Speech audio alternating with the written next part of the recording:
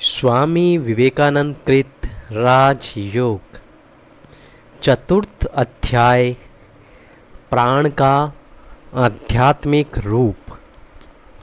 योगियों के मतानुसार मेरुदंड के भीतर ईड़ा और पिंगला नामक दो स्नायविक शक्ति प्रवाह और मेरुदंडस्थ मज्जा के बीच सुषुप्ना नाम की एक शून्य नली है। इस शून्य नली के सबसे नीचे कुंडलिनी का आधारभूत पद्म अवस्थित है। योगियों का कहना है कि वह त्रिकोणाकार है। योगियों की रूपक भाषा में कुंडलिनी शक्ति उस स्थान पर कुंडलाकार को विराज रही है। जब वह कुंडलिनी शक्ति जागती है तब वह इस शून्य नली के भीतर से मार्ग बनाकर ऊपर उठने का प्रयत्न करती है और ज्यों ज्यों वह एक एक सोपान ऊपर उठती जाती है त्यों त्यों मन के स्तर मानो खुलते जाते हैं और योगियों को अनेक प्रकार के अलौकिक दर्शन होने लगते हैं तथा अद्भुत शक्तियां प्राप्त होने लगती हैं। जब वह कुंडलिनी मस्तिष्क पर चढ़ जाती है तब योगी संपूर्ण रूप से शरीर और मन से पृथक हो जाते हैं और उनकी आत्मा अपने मुक्त स्वभाव की उपलब्धि करती है। हमें मालूम है कि मेरु मज्जा एक विशेष प्रकार से गठित है। अंग्रेजी के 8 को यदि आड़ा कर दिया जाए तो देखेंगे कि उसके 2 अंश हैं और वे दोनों अंश बीच से जुड़े हैं। इस प्रकार के अनेक अंकों को एक रखकर देखा जा सकता है। मेरु रज्जा बहुत कुछ वैसी ही है। उसके बाईं ओर ईड़ा और दाईं ओर पिंगला और जो शून्य नली मेरु रज्जी के ठीक बीच में से गई है वही सुषुप्ना है। कटी प्रदेश में स्थित मेरुदंड की कुछ अस्थियों के बाद भी मेरु रज्जा समाप्त हो गई है, परंतु वहाँ से भी धागे के समान एक बहुत ही सूक्ष्म पदार्थ बराबर नीचे उतरता गया है। सुषुप्ना नली वहाँ पर भी अवस्थित है, परंतु वहाँ बहुत सूक्ष्म हो गई है। नीचे की ओर उस नली का मुंह बंद रहता है। उसके निकट की कटी प्रदेश नाड़ी जाल अवस्थित है जो आजकल के शरीर शास्त्र के मत में त्रिकोणाकार है। इन विभिन्न नाड़ी जालों के केंद्र मेरु मज्जा के भीतर अवस्थित है। वे नाड़ी जाल योगियों के भिन्न भिन्न पद्म अर्थात चक्रों के रूप में लिए जा सकते हैं। योगियों का कहना है कि सबसे नीचे मूलाधार से लेकर मस्तिष्क में स्थित सहसार या सहस्रदल पद्म तक कुछ चक्र हैं। यदि हम उन पद्मों को पूर्वोक्त नाड़ी जाल के प्रतिरूप समझें तो आजकल के शरीर शास्त्र के द्वारा बहुत सहज ही योगियों की बात का मर्म समझा जा सकता है। हमें मालूम है कि हमारे स्नायुओं के भीतर 2 प्रकार के प्रवाह हैं।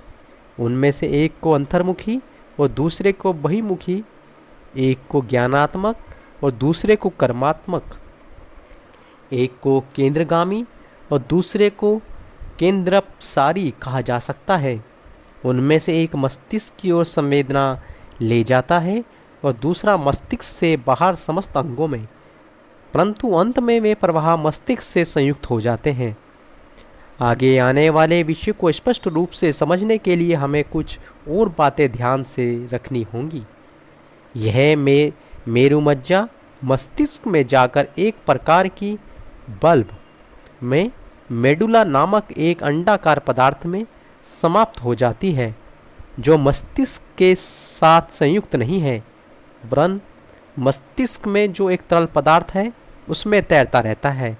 अतः यदि सिर पर कोई आघात लगे तो उस आघात की शक्ति उस तरल पदार्थ में बिखर जाती है और इससे उस बल्ब को कोई चोट नहीं पहुंचती। यह एक महत्वपूर्ण बात है जो हमें स्मरण रखनी चाहिए। दूसरे, हमें यह भी जान लेना होगा कि इन सब चक्रों में से सबसे नीचे स्थित मूलाधार मस्तिष्क में स्थित सहस्रार और नाभि देश में स्थित मणिपुर, इन तीनों चक्रों की बात हमें विशेष रूप से ध्यान में रखनी होगी। अब भौतिक विज्ञान का एक तत्व हमें समझना है। हम लोगों ने विद्युत और उससे संयुक्त अनेक बहुविधि शक्तियों की बातें सुनी। विद्युत क्या है यह किसी को मालूम नहीं। हम लोग इतना ही जानते हैं कि विद्युत एक प्रकार की गति है। जगत और में अनेक प्रकार की गतियां हैं। विद्युत से उनका भेद क्या है? मान लो यह मेज चल रही है और उसके परमाणु विभिन्न दिशाओं में जा रहे हैं। अब यदि उन परमाणुओं को एक ही दिशा में चलाया जाए तो वह विद्युत के माध्यम से ही किया जा सकता है। समस्त परमाणु यदि एक और गतिशील हों तो उसी को विद्युत गति कहते हैं। इस कमरे में जो वायु है उसमें सारे परमाणुओं को यदि लगातार एक ओर चलाया जाए तो यह कमरा एक प्रचंड बैटरी के रूप में परिणित हो जाएगा। शरीर शास्त्र की एक और बात हमें स्मरण करनी होगी, वह यह है कि जो स्नायु केंद्र श्वास प्रवास यंत्रों को नियमित करता है उसका सारे स्नायु प्रवाह के नियमन का भी कुछ अधिकार है। अब हम प्राणायाम करने का कारण समझ सकेंगे। पहले तो यदि श्वास प्रवास की गति लयबद्ध और नियमित की जाए तो शरीर के सारे परमाणु एक ही दिशा में गतिशील होने का प्रयत्न करेंगे। जब विभिन्न दिशाओं में दौड़ने वाला मन एक मुखी होकर एक दृढ़ इच्छा शक्ति के रूप में परिणित होता है तब सारे स्नायु प्रवाह भी परिवर्तित होकर एक प्रकार की विद्युत प्रवाह जैसी गति प्राप्त करते हैं। क्योंकि स्नायुओं पर विद्युत क्रिया करने पर देखा गया है कि उनके दोनों प्रांतों में धनात्मक और ऋणात्मक इन विपरीत शक्तिदय का उद्भव होता है। इसी से यह स्पष्ट है कि जब इच्छा शक्ति स्नायु प्रवाह के रूप में परिणित होती है तब वह एक प्रकार के विद्युत का आकार धारण कर लेती है। जब शरीर की सारी शक्तियाँ संपूर्ण रूप से एक भिमुखी होती हैं तब वह शरीर मानो इच्छा शक्ति का एक प्रबल विद्युत धार बन जाता है। यह प्रबल इच्छा शक्ति प्राप्त करना ही योगी का उद्देश्य है। इस तरह शरीर शास्त्र की सहायता से प्राणायाम क्रिया की व्याख्या की जा सकती है।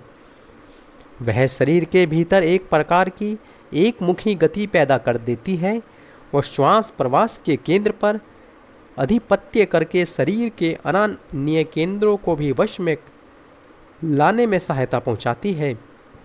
यहाँ पर प्राणायाम का लक्ष्य मूलाधार में कुंडलाकार में अवस्थित कुंडली शक्ति को उद्भत करना है। हम जो कुछ देखते हैं, कल्पना करते हैं या जो कोई स्वप्न देखते हैं, सारे अनुभव हमें आकाश में करने पड़ते हैं। हम साधारणतया जिस परिदृश्यमान आकाश को देखते हैं उसका नाम है महाकाश। योगी जब दूसरों का मनोभाव समझने लगते हैं या अलौकिक वस्तुएं देखने लगते हैं तब वे सब दर्शन चित्ताकाश में होते हैं। और जब अनुभूति विषय शून्य हो जाती है, जब आत्मा अपने स्वरूप में प्रकाशित होती है तब उसका नाम है चिदाकाश। जब कुंडलिनी शक्ति जागकर सुषुप्ना नाड़ी में प्रवेश करती है तब जो सब विषय अनुभूत होते हैं वे चित्ताकाश में ही होते हैं। जब वह उस नाड़ी की अंतिम सीमा मस्तिष्क में पहुंचती है तब चिदाकाश में एक विषय शून्य ज्ञान अनुभूत होता है। विद्युत की उपमा पर अब फिर से विचार करते हैं। हम देखते हैं कि मनुष्य केवल तार की मदद से एक जगह से दूसरी जगह विद्युत प्रवाह चला सकता है, परंतु प्रकृति अपने महान शक्ति प्रवाहों को भेजने के लिए किसी तार का सहारा नहीं लेती। इसी से अच्छी तरह समझ में आ जाता है कि किसी प्रवाह को चलाने के लिए वास्तव में तार की कोई आवश्यकता नहीं। हम तार के बिना काम नहीं कर सकते, इसलिए हमें उसकी आवश्यकता पड़ती है। जैसे विद्युत प्रवाह की सहायता से विभिन्न दिशाओं में प्रभावित होता है, ठीक उसी तरह शरीर की समस्त संवेदनाएं और गतियां मस्तिष्क में और मस्तिष्क के वही देश में प्रेरित होती हैं। वह स्नायु तंत्र रूप तार की ही सहायता से होता है। मेरु मज्जा मध्यस्थ ज्ञानात्मक और कर्मात्मक स्नायु गुच्छ स्तंभ की योगियों की ईड़ा और पिंगला नाड़ियां हैं। उन दोनों प्रधान नाड़ियों के भीतर से ही पूर्वोक्त अंतर्मुखी और बहिर्मुखी शक्ति प्रवाह संचारित हो रहे हैं। परंतु बात अब यह है कि इस प्रकार के तार के समान किसी पदार्थ की सहायता बिना मस्तिष्क के चारों ओर विभिन्न संवाद भेजने और भिन्न भिन्न स्थानों से मस्तिष्क का विभिन्न संवाद ग्रहण करना संभव क्यों ना होगा। प्रकृति तो ऐसे व्यापार घटते देखे जाते हैं। योगियों का कहना है कि इसमें कृत कार्य होने पर ही भौतिक बंधनों का लांघ जा सकता है। तो अब इसमें कृत कार्य होने का उपाय क्या है? यदि मेरुदंड मध्यस्थ सुषुम्ना के भीतर में स्नायु प्रवाह चलाया जा सके तो यह समस्या मिट जाएगी। मन ने ही यह स्नायु जाल तैयार किया है और उसी को यह जाल तोड़कर किसी प्रकार की सहायता की राह ना देखते हुए अपना काम करना होगा। तभी सारा ज्ञान हमारे अधिकार में आएगा। देह का बंधन फिर ना रह जाएगा। इसलिए सुषुम्ना नाड़ी पर विजय पाना हमारे लिए इतना आवश्यक है। यदि तुम इस शून्य नली के भीतर से स्नायु जाल की सहायता के बिना ही मानसिक प्रवाह चला सको तो बस इस समस्या का समाधान हो जाएगा। योगी कहते हैं कि यह संभव है। साधारण मनुष्यों में सुषुम्ना निरंतर छोर से बंद रहती है, उसके मध्य से कोई कार्य नहीं होता। योगियों का कहना है कि इस सुषुम्ना का द्वार खोलकर उसके मध्य से स्नायु प्रवाह चलाने की एक निर्दिष्ट साधना है। बाह्य विषय के संसर्ग से उत्पन्न संवेदनाएं जब किसी केंद्र में पहुंचती हैं तब उस केंद्र में एक प्रतिक्रिया होती है। स्वयं सक्रिय केंद्रों में उन प्रतिक्रियाओं का फल केवल गति होता है, पर सचेतन केंद्रों में पहले अनुभव और फिर गति होती है। सारी अनुभूतियां बाहर से आई हुई क्रियाओं की प्रतिक्रिया मात्र है। तो फिर स्वप्न में अनुभूति किस तरह होती है? उस समय तो बाहर की कोई क्रिया नहीं रहती। अतएव स्पष्ट है कि विषयों के अभिघात से पैदा हुई स्नायविक गतियां शरीर में किसी न किसी स्थान पर अवश्य अव्यक्त भाव में रहती हैं। मान लो मैंने एक नगर देखा। नगर नामक बाह्य वस्तु के आघात की जो प्रतिक्रिया है उसी से वह नगर की अनुभूति होती है। अर्थात उस नगर की बाह्य वस्तु द्वारा हमें अंतःवाही स्नायुओं में जो गति विशेष उत्पन्न हुई है उससे मस्तिष्क के भीतर के परमाणुओं में एक गति पैदा हो गई है। आज बहुत दिन बाद भी वह नगर मेरी स्मृति में आ जाता है। इस स्मृति में ठीक वही व्यापार होता है, पर अपेक्षाकृत हल्के रूप में। किंतु जो क्रिया मस्तिष्क के भीतर उस प्रकार का मृदु कंपन ला देती है वह भला कहाँ से आती है? यह तो कभी नहीं कहा जा सकता कि वह उसी विषय अभिघात से पैदा हुई है। अतः स्पष्ट है कि विषय अभिघात से उत्पन्न गति प्रवाह या संवेदनाएं शरीर के किसी स्थान पर कुंडलीकृत होकर विद्यमान है और उनकी क्रियाओं के फलस्वरूप ही स्वप्न अनुभूति रूप मृदु प्रतिक्रियाओं की उत्पत्ति होती है। जिस केंद्र में विषय अधिघात से उत्पन्न संवेदनाओं के अविशिष्ट अंश या संस्कार मानव संचित से रहते हैं उसे मूलाधार कहते हैं और उस कुंडलीकृत क्रिया शक्ति को कुंडलिनी कहते हैं। संभवतः गति शक्तियों का अवशिष्ट अंश भी इसी जगह कुंडलीकृत होकर संचित है, क्योंकि गंभीर अध्ययन और बाह्य वस्तुओं पर मनन के बाद शरीर के जिस स्थान पर यह मूलाधार चक्र अवस्थित है वह तप्त हो जाता है। अब यदि इस कुंडलिनी शक्ति को जगाकर उसे ज्ञात भाव से क्षमा नली में से प्रभावित करते हुए केंद्र से दूसरे केंद्र को ऊपर लाया जाए, तो वह जो जो भिन्न भिन्न केंद्रों पर क्रिया करेंगे त्यों त्यों प्रबल प्रतिक्रिया की उत्पत्ति होगी। जब शक्ति का बिल्कुल सामान्य अंश किसी प्रबल प्रतिक्रिया उत्पत्त होगी, जब शक्ति का बिल्कुल सामान्य अंश किसी स्नायु तंतु के भीतर से प्रभावित होकर विभिन्न केंद्रों में प्रतिक्रिया उत्पन्न करता है, तब वही स्वप्न अथवा कल्पना के नाम से अभिहित होता है। किंतु जब मूलाधार में संचित विपुलायतन शक्तिपुंज दीर्घ काल व्यापी तीव्र ध्यान के बल से उद्भुत होकर सुषुप्ना मार्ग में भ्रमण करता है और विभिन्न केंद्रों पर आघात करता है, तो उस समय एक बड़ी प्रबल प्रतिक्रिया होती है, जो स्वप्न अथवा कल्पना कालीन प्रतिक्रिया से होती अनंत गुनी श्रेष्ठ है। पर जागृत कालीन विषय ज्ञान की प्रतिक्रिया से तो अनंत गुनी प्रबल है। यही अतीन्द्रिय अनुभूति है। फिर जब वह शक्तिपुंज समस्त ज्ञान के समस्त संवेदनाओं के केंद्र स्वरूप मस्तिष्क में पहुंचता है, तब संपूर्ण मस्तिष्क मानो प्रतिक्रिया करता है और इसका फल ज्ञान का पूर्ण प्रकाश या आत्म साक्षात्कार। कुंडलिनी शक्ति जैसे जैसे एक केंद्र से दूसरे केंद्र में जाती है, वैसे मन का मानो एक एक पर्दा खुलता चला जाता है और तब योगी इस जगत की सूक्ष्म या कारण रूप में उपलब्धि करते हैं और तभी विषय स्पर्श से उत्पन्न हुई संवेदनाएं और उनकी प्रतिक्रिया रूप जो जगत के कारण हैं, उनका यथार्थ स्वरूप हमें ज्ञात हो जाता है। अतः तब हमारे सारे विषयों का पूर्ण ज्ञान प्राप्त कर लेते हैं, क्योंकि कारण को जान लेने पर कार्य का ज्ञान अवश्य होगा।